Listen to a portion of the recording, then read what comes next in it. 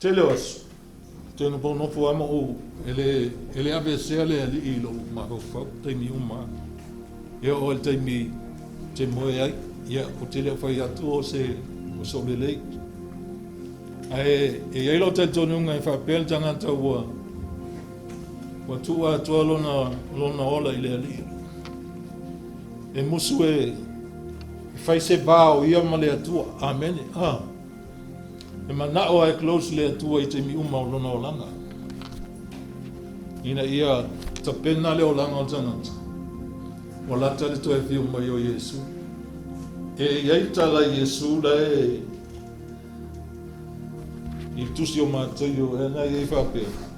Wa vivi i maile nei nuu i a tia i o lātou mutu, ma o lātou lau mutu. A o lātou loto mamau. O le lata ua mia tonu, o pese i ua wa awa oina. O le telena tapua inga le iai, e a wao, amen. E ta wa wao. E ese mana i tapua inga e ta ia e le anganga o le atua, amen. Te amene la tala le. O na whanofo ala te lo teimi mo mawhau. Pe ona whai atu o le mon mausili o le lo mon mauino Yesu o lo wolanga. Lo wolanga whaatino. E te mino una whauna whaiva pealo ma whawhau. Au e te ita fua. Amen.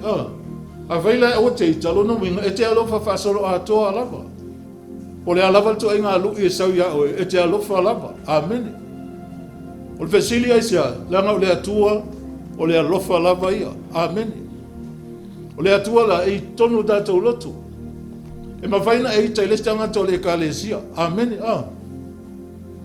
Sao. Au le lui leo te tala no atua i. E leo stato ekalesia, o le ekalesia le atua. O le naunau ta inga tātou loto, o le mea tutu vatasi, tutu sa le lei tangata uma. Amen. Ai awa pea i eise sisas, au e te ita iai. Ai whai ei sautala e mai le anganga ia o e te whai ei. Amen. Ina ia mawhai ona e whesoaswani e nata ngata.